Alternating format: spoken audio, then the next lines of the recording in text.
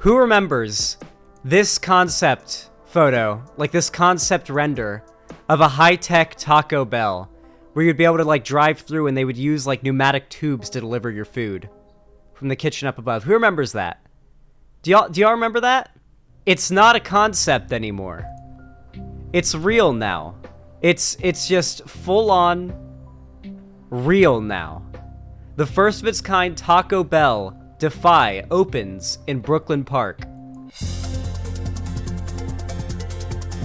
A popular fast food chain has put a new twist on the traditional drive-thru experience, and Brooklyn Park is the first city to test out the new concept. Today, we got a look inside the new Taco Bell Defy. Today is really something amazing. This is an industry innovation. Taco Bell is a restaurant you see in nearly every major city or suburb, but you've never seen one quite like this. So upstairs we have the front counter lift and the drive-thru lift. Brooklyn Park is now home to Taco Bell Defy. It is really an industry game-changing experience. A first-of-its-kind restaurant that completely reimagines the typical drive-thru. Born out of the pandemic by a couple guys asking a simple question: what's the biggest issue in your business? In a normal drive-thru, I'm gonna be honest, people say Taco Bell gives them diarrhea. Listen, I am not a guy who has a hard time having stomach problems, okay? I'm not the kind of dude who has a hard time finding himself having stomach problems, and I eat Taco Bell like a demon, okay? When I get Taco Bell, I get 8 soft-shell tacos, and I eat them all in one sitting. Soft-shell beef tacos. Just 8 soft-shell beef tacos, and that's it. And I eat those fuckers. I've yet to get sick, and I'm going to continue to eat them like that until I do, because I love those As a matter of fact, hold on. I just ordered some Taco Bell. That is how much I love Taco Bell, okay? I'm a big Taco Bell fan. I love it. I love I don't really eat anything at Taco Bell other than the soft shell, like, beef tacos, but that's what I love. It comes from Taco Bell, and I fucking adore it. I could eat 12 of those in a sitting. Like, basically, I could probably eat until my stomach burst. Like, those things are just so fucking good. I guess we'll continue to watch the rest of this. Because, you know, I was only just referring to, like, people in chat talking about Taco Bell giving them diarrhea. But, like, let's just finish this, and I'll give you guys my thoughts on it. Cars line up, and every one of them has to funnel over to a single window to pick up their order. That model can create significant backups during a busy lunch rush. Taco Bell Defy aims to eliminate that problem. What this does is changes the dynamic, so rather than a funnel, we have a straight ordering pipe. Customers can go to one of 4 drive-through lanes. They first place their order at a kiosk. You just take your mobile phone and you would scan your QR code right here. Once the order is assigned to the lane, we just verify the customer's name. Meanwhile, in the kitchen up above, We lift up the top of the lift, that's where the magic happens. put the food in, push the 2 buttons, and it's on its way. Staff members send the food down a vertical lift system to the customer waiting below. The entire process takes about 2 minutes. Very futuristic, and people have said like raining tacos from heaven. During busy times, they'll have up to 17 people helping with food production. We've That's a gotten good lot line. of good customer feedback. They expect to handle roughly 4 times the volume than the traditional Taco Bell, and while they admit there will be a bit of a learning curve, they're ready for the challenge. It's a pretty amazing facility. Find more. Oh, boy. Okay. How many of you guys have heard, like, about America's walkable city problem? You've probably heard a lot if you're and I'm referring mostly to non-American lefties. Car culture and having to get around and do everything in a car is just, it is beyond insane here in America. Yes, I've watched Vosh, Zan. You know, I've heard Vosh talk a lot about it, and I was like, yeah, I know. But what really made me realize it was this travel YouTuber that I watch. This video, it's literally her first point. I feel like I need to preface all of this by just saying that this is not a political video at all. It's just my impressions, my views, my opinions, nothing too serious. Best drivers and worst all-way crossroads. I am not surprised that a lot of people don't have passports in the US. I literally got kicked out of a Starbucks. Would I ever live in the United States? All right. Let's get started. So I'm Ava and I'm a travel YouTuber, as many of you might know.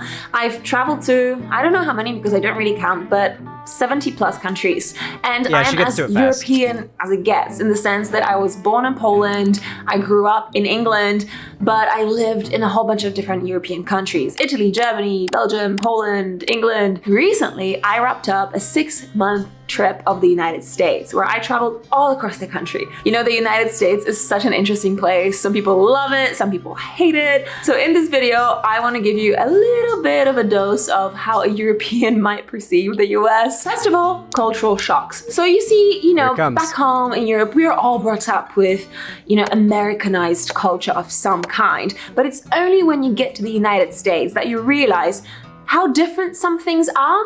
So for starters, everybody smiles at you in the US, and people give you random compliments on the street. Like, I'll be walking down the street and someone will just like shout out from the other side of the street, like, nice tattoo, man, or like, I love your hair, or like, I love your necklace.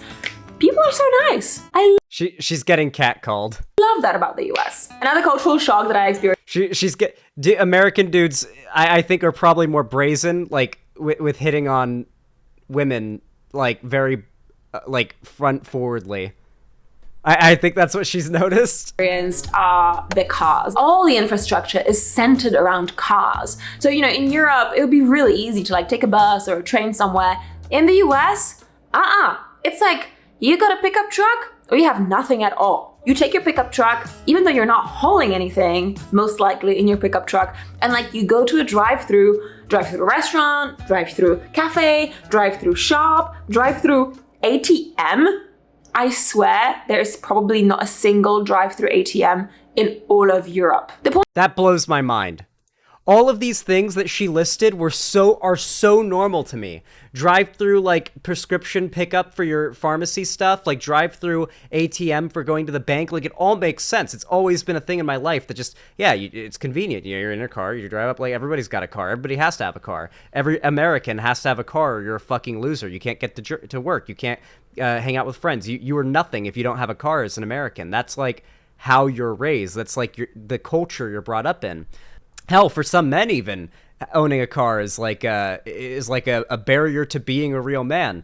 And so, as much of a Taco Bell lover as I am here, all I see here is just further reinforcement of the US's car-dependent culture. Now we've got mega drive-through Taco Bell, and it's not just mega drive-through Taco Bell. It's not eliminating the car problem. It's encouraging other issues such as the gig economy.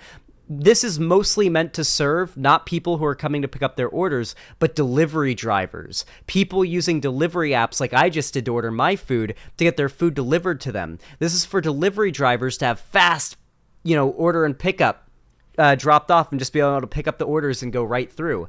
This is meant to not only boost the already existent extremely car-dependent culture we have in the United States, but to also encourage it in other entire sectors like the gig economy. The dudes that are working in I would love to hear Zan's experience in Europe. I'd love to as well. I'd love to be able to go to Europe.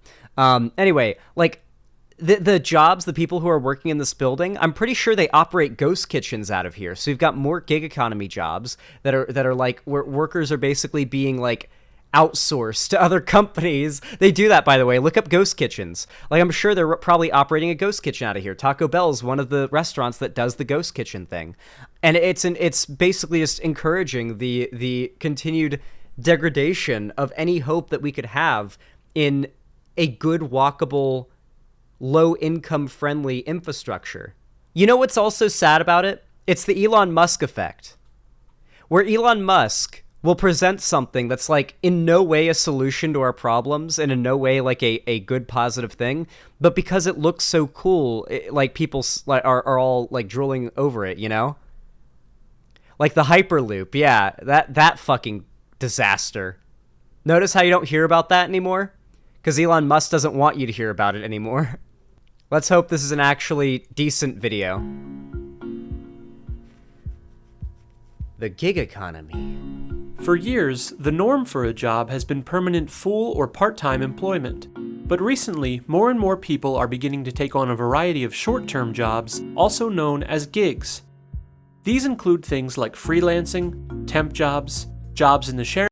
This will no doubt be presented in a positive way, but this is only evidence that people are not getting paid enough with their jobs, and so they're having to get side jobs to make ends meet. Economy. It's advertised like, oh, you can make extra money on the side with your own work hours that you choose, but in reality, it's like, likely people who are doing this are doing it because they have to, because their main job isn't, like, on the way to work, they make delivery. They wake up early, and they make deliveries on the way to their main job, and then they do the same on their way back home. There are dudes who do this. I know dudes who do this, because that helps them make ends meet, because their main job does not pay enough. And more. All of these different jobs form something called the gig economy. The gig economy is beginning to take up a larger portion of the workforce, and studies show no sign of it slowing down. This is partially due to the evolution of technology. Companies are now able to hire workers anywhere in the world who can then easily telecommute and work remotely for them. Mobile apps have allowed businesses like Uber and Airbnb to grow an enormous amount of contract workers. And social media has given people the ability to market themselves and sell their products and services at a much cheaper cost than traditional advertising. It's hard to say exactly how the rise of the gig economy will affect and change the future of the job market. Not well so far. But we do know that both companies and workers will need to continue to adapt to it. Cool. Okay, it just says what it is. I'm glad. Okay, and the other thing I wanted to show you was ghost kitchens. For those that don't know, like Mr. Beast Burger is mostly a ghost kitchen thing. Time now for Consumer Confidential. It's never been easier to order takeout than these days, but no matter what app you use, you might be surprised to learn where that food's coming from. In fact, it may not be from a restaurant at all. Investigative and consumer correspondent Vicki Nguyen is here. This is a fascinating concept. I had no idea that this was happening. Yeah, and I think most people don't know, and the food is still just as good. You get it, and you get more choices, which is the fun part. They're called ghost kitchens, and despite the name, there is nothing spooky about them. They're a way to open small businesses, introduce new food choices to consumers, and they are cooking up some delicious dishes at the ghost kitchen we visited in New Jersey. The problem I have with ghost kitchens is that you'll order McDonald's and you don't even know it's being made in a Wendy's, right? And it's like, I feel like there's some level of dishonesty that's happening there, right? Doesn't that feel a little bit weird? Doesn't it feel like we're just kind of getting more and more like okay and accepting of companies and corporations lying to us and taking advantage of us and fucking us over as long as it means we get cool technology and cool future shit along the way? You realize this is how cyberpunk happened, right? Like, every futuristic dystopian capitalist society goes that way, generally because people in their pursuit of cool high-tech shit end up allowing bad things to happen. It's why AI worries me a lot. I'm not so much worried about AI taking jobs as I'm worried about the fact that AI is racist. That AI is using, like, learning algorithms off of the internet, and it's learning racism and stuff. That's fucking scary. When the pandemic shut down restaurants across the country, 8 million workers lost their jobs overnight. The National Restaurant Association... Did you guys not know about that? The AIs that are being trained to be racist? Like, I mean, we've seen it with, like, the Twitch live stream AIs that get influenced to be racist, like, pretty fast, right? Like the Seinfeld one that just got banned. But, like, yeah, that kind of stuff does worry me, that, like, learning AI, unlike a human who can have, like, moral convictions and understand what is and isn't true with certainty, an AI may be tricked by learning from people who are stupid and wrong. Association reports 110,000 restaurants closed for good. That's 17% of the nation's eateries. But a new lifeline, ghost kitchens. They're a delivery or pickup-only restaurant that accepts call-in or online orders. No dining room, no service staff, just cooks who make the meals. So how exactly do these ghost kitchens work? It's already, by the way, I hope these workers get paid more if there's a ghost kitchen being run out of it. I doubt it, though. I'm pretty certain it just means they're getting more work to do in their work hour. But they're making food for another restaurant now, too. I'm here with Jamil Labou. He's the co-founder of Wing Champs. Jamil, tell me, how has this helped your business? I hope they're getting paid It's more. been beautiful. They're getting paid gives less. me the flexibility to still make it home to my kids. It takes the pressure off of running a physical location of my own right now.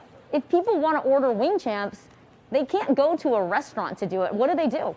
Well, they order off our site online. Or Okay, they go this to is Uber different. Eats. This is different. This is a like startup restaurant that is using a public kitchen in order to produce the food and not having a physical location that you go to. What a lot of these ghost kitchens are is they literally they're using employees from another company to make food for another company's brand in a different company's kitchen, and you don't know about it.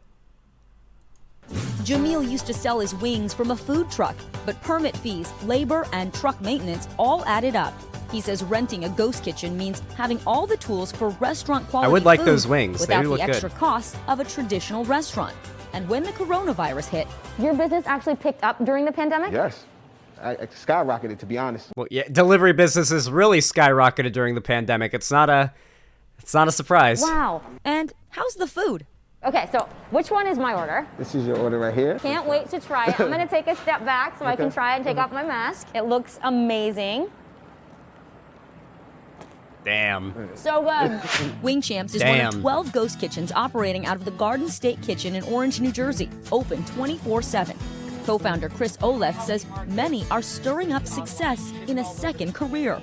We are seeing many more. You see, there are positives to this, but there are also like a lot of negatives. It really feels like it could change for the positive, but I feel as though right now our legislators are not very tuned in on internet culture and on high tech like engagements, right? Like, how long do you think it's going to take for these industries to be regulated and for the workers in them to be given the same level of rights and oversight that traditional jobs have had for a while? Probably not very long.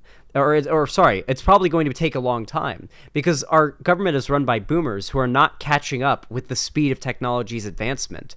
The laws are not catching up. We don't have laws against making high realism deepfakes and spreading them around of somebody like it's revenge porn. It is revenge porn, essentially. You're trying to do the same thing, but it's not illegal. Most of our legal representatives don't even know what that problem is. They don't even know about it.